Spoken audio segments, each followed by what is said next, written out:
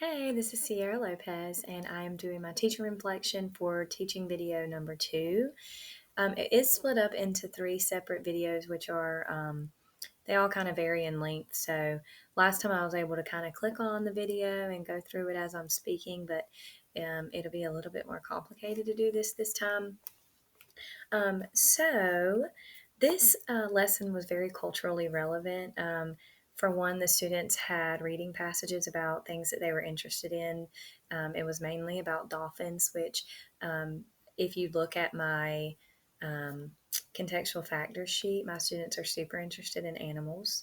And then also because it involved doing a flip grid where I allowed students to listen to other students' videos and like them or heart them, which is something they really like to do, and they were also able to leave each other feedback.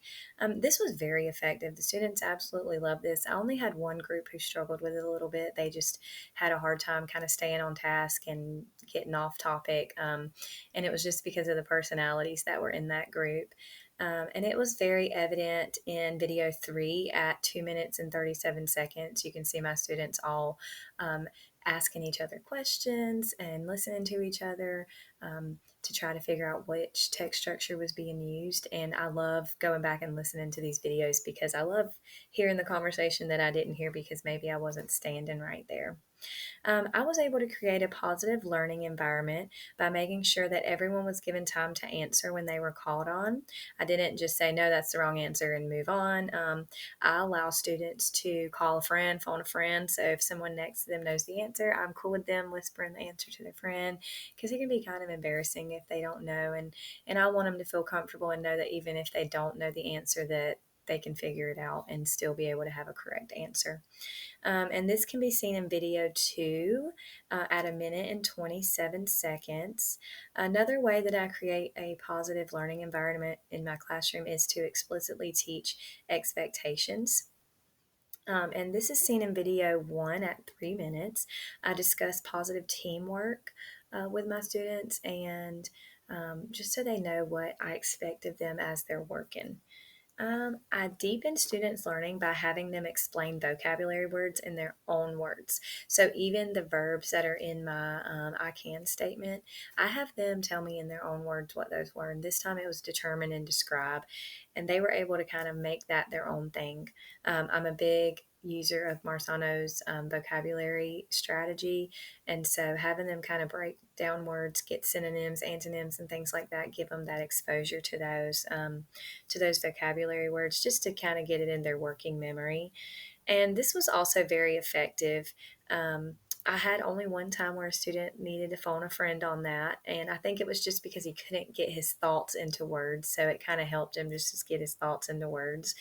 And I like to do this because it just helps them to make sense of what they're learning when they're talking about it, and then it also allows from other students to learn from them, which I think is extremely important. And this can be seen, evidence of this is in video two at 1 minute and 54 seconds. My goal for my last reflection was to be better at pacing my lesson and not cramming in my closer.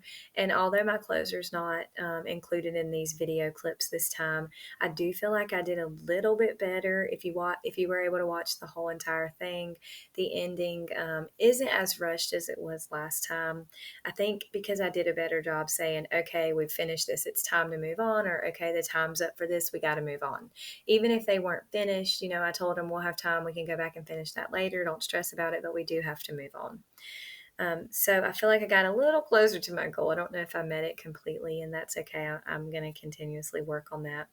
My new goal is to work on asking more higher order thinking questions.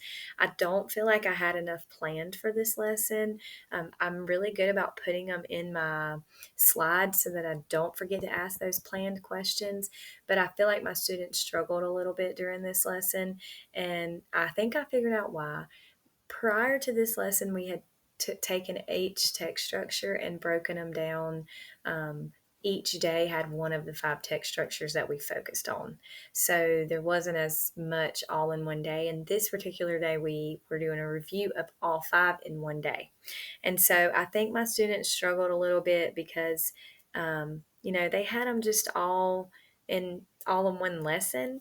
And so my questioning got off a little bit because I was having to probe them to get some of those clue words out that you'll see when you're determining the text structure and and we looked at some graphic organizers too, but they struggled a little bit and it just got my questioning off. So I want to do a better job next time, just asking those higher order questions and getting better answers for those, and then also giving better feedback. I have a hard time with feedback, and I think that was also one of my other goals on my reflection was to give better feedback. And I tried to be more specific this time, I will say that. And I believe there's a part in my video that I wrote down. I took some notes, but there's a part of my video where I'm giving, I think it's video 127.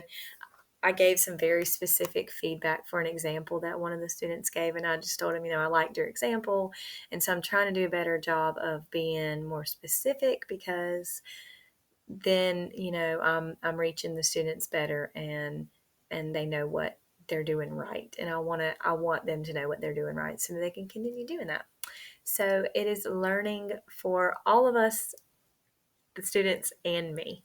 So thank you so much for listening, and I will see you for another reflection at video 3.